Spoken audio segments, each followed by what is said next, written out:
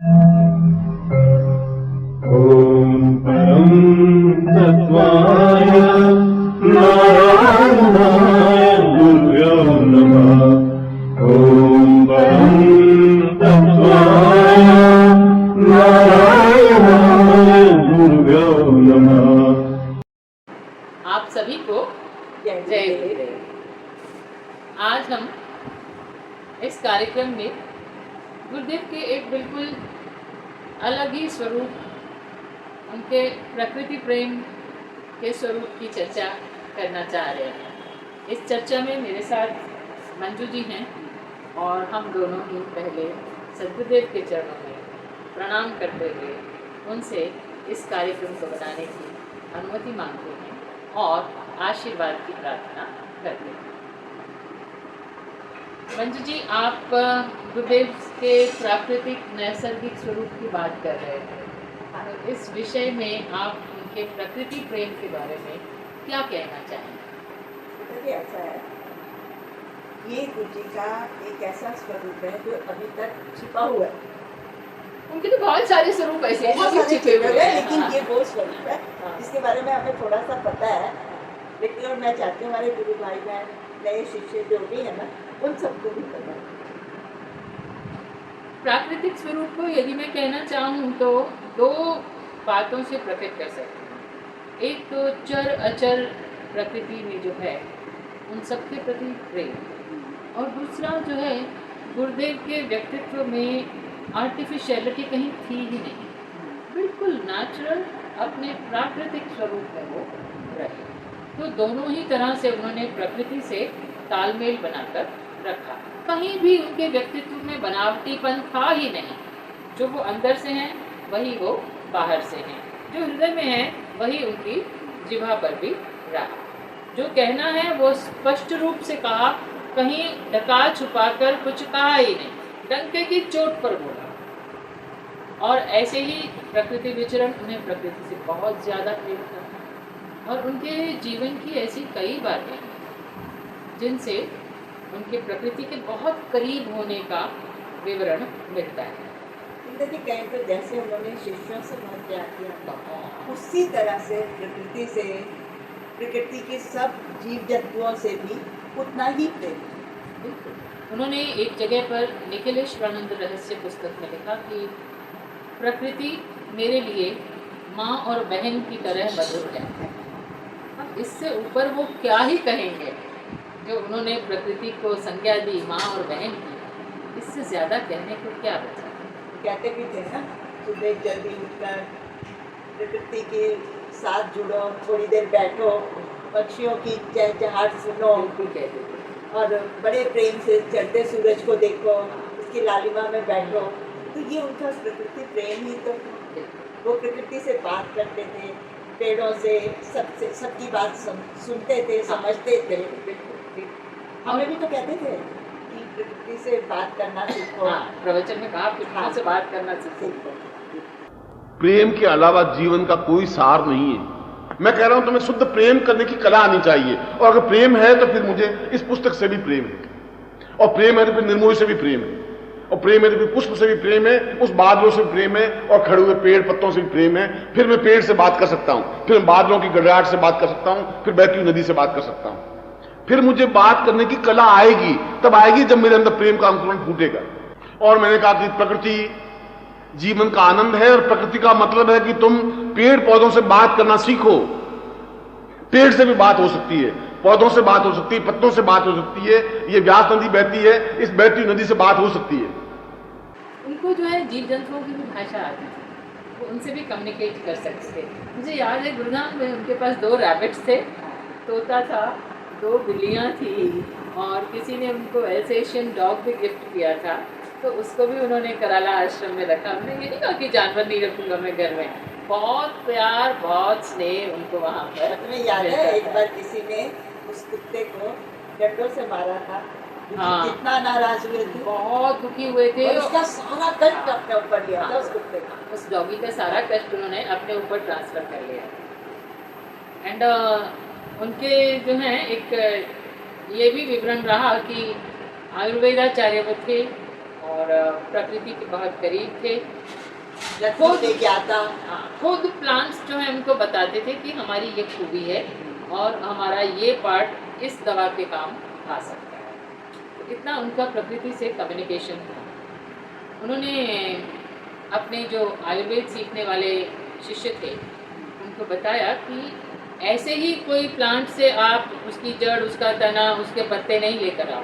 पहले दिन उसके पास जाओ, उससे प्रार्थना करो कि मुझे आपका ये भाग चाहिए, आप मेरे साथ चलें, और प्रार्थना करके आओ।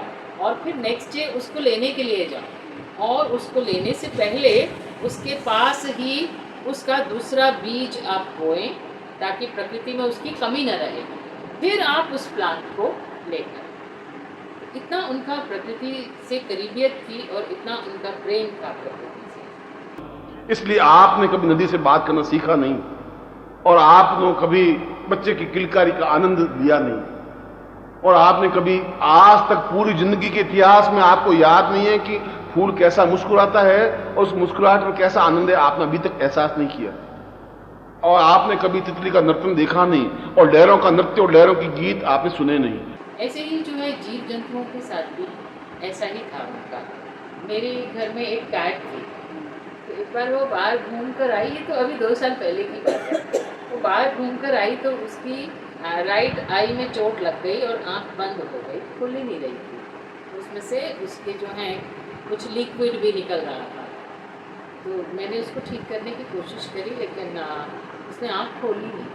तो मेरी आँख से एकदम आंसू निकलने लगे। वो बुद्धे, ये तो अब बाहर जाएगी तो इसको इधर की तरफ से कोई भी डॉगी अटैक करके मार देगा, तो इसका क्या होगा। और तब तक जो है एकदम अंदर से बुद्धे की आवाज़ आई, तेरी आँख से आंसू क्यों निकला। मैंने भी फिर बताया, बुद्धे ये आँख नहीं खोल रही है बिल्ली।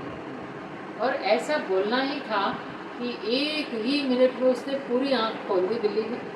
और जो उस कैट का ना कोई आंसू, ना कोई ब्लड, कुछ भी नहीं, और वो उठ के भाग गई। और बिना कहे उन्होंने उसका उपचार कर दिया।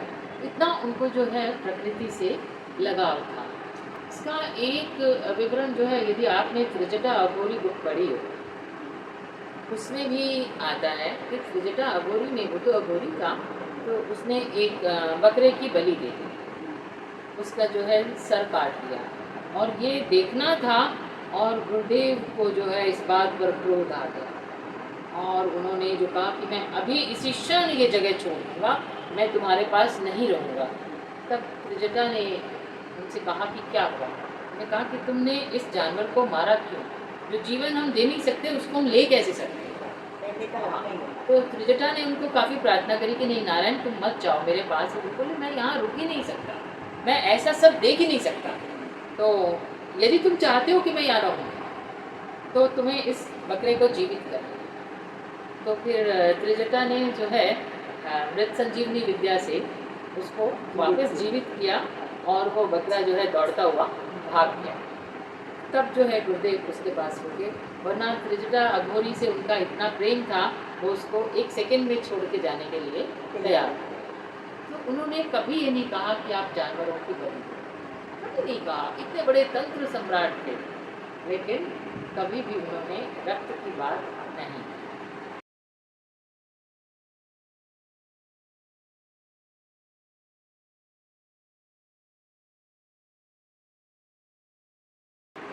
एक गुरुजी की किताब में एक अशोक नाम का कोई शिष्य था, उसके पेट में हमेशा दर्द रहता था। हाँ, जब से वो पैदा हुआ, हाँ, तब से उसको दर्द रहता था। तो फिर एक बार गुरुजी उसे गांव में लेके गए, एक हवेली में लेकर गए, वहाँ उसने अपनी ही फोटो लगी हुई देखी। याद है ये कहानी? शिकारी के इसमें था उसका, और वो रोज चिड़ियों का शिकार बहुत करता सारा। था। तो उसकी चोंच, गुरुजी कहते थे ना कि उन जानवरों की, पक्षियों की चोंच तेरे पेट में तुझे चुभती है, तुझे बहुत दर्द देती है, तुझे कोई भी ठीक नहीं नहीं कर कर सकता। सकता। और उसने बहुत उपचार कराए थे, लेकिन वो कहीं से भी ठीक नहीं होता। तो फिर जब है उसको वो उसका पूर्व जन्म दिखाया और उसका प्रायश्चित कराया, तब जाकर जो है वो पर्सन ठीक हुआ। ठीक हुआ। ये तो है ही है। तो कृपा भी करते थे। ये तो उसका पूर्व जन्म इतना खराब था कि उसने मतलब इतने पक्षी मारे, और इस जन्म में इतना दर्द भी सहा, लेकिन फिर गुरुजी ने उस पर दया की, उसका वो सारा दोष था।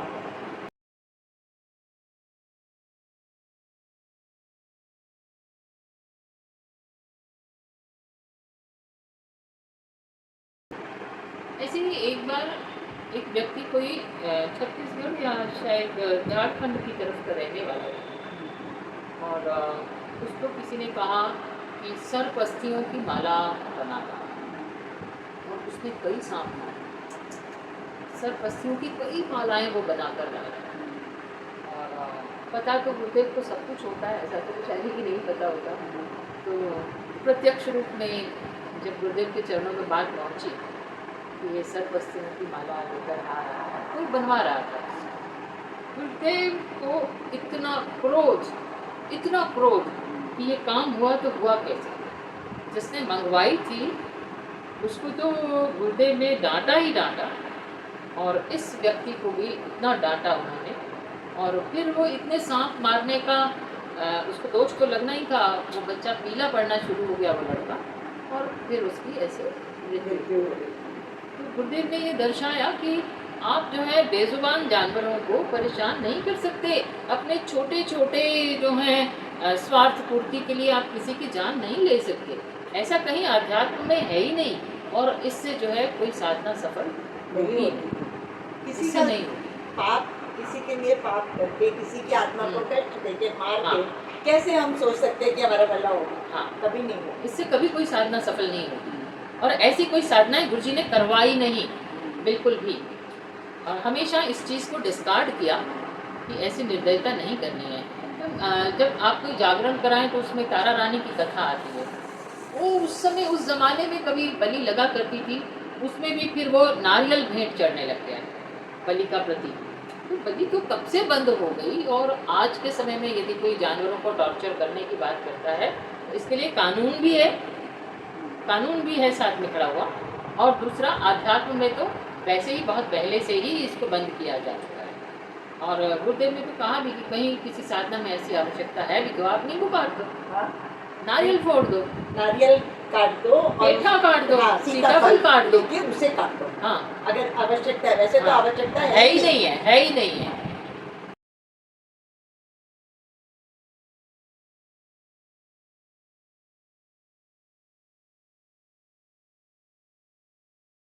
तो इन चीज़ों से कृपया साधकगण दूर रहें और यदि कोई ऐसी भ्रांतियाँ फैलाते भी हैं तो आप उस बात पर यकीन न करें क्योंकि गुरुदेव तो बहुत प्रकृति प्रेमी है। कोई कुछ भी करता है अपनी इच्छा से करता है, हाँ, बात अलग है। हाँ, गुरुदेव ने ऐसा गुरुदेव कभी ने नहीं ऐसा कहा, ना कभी नहीं क्या। कहा। हाँ, तो इसलिए जो है इन चीज़ों में कहीं भी जाने की ज़रूरत नहीं है। गुरुदेव ने कभी न किसी पशु, न किसी पक्षी, न ही किसी पेड़ पौधे को समाप्त करने की, नुकसान पहुंचाने की क्रिया नहीं की और कभी उन्होंने इस चीज़ का अनुमोदन नहीं किया।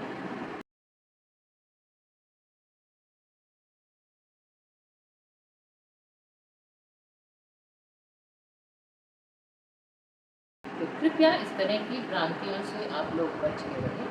ये पाप कर्म इकट्ठा होगा ही होगा हमारे लिए। जैसे वो भी इन्होंने उदाहरण दिया अशोक का, तो अगला जन्म उसने झेला, उसने उस कष्ट को झेला, उसको तो जो है गुरुदेव मिल गए और वो ठीक हो गया। लेकिन आम तौर पर इन चीज़ों के साथ पूरा जन्म निकल जाता कहते है। ये कष्ट सिर्फ उसने नहीं झेला। हम लोग तो एक काम से बात कर रहे हैं ना, लेकिन जिसको बचपन से ही पेट में दर्द रहा, उसके माता पिता ने कितना झेला, उस शख्स को कितनी तकलीफ रही होगी सारी जिंदगी। खाना पीना छूट जाता है, हर परेशानी डेली।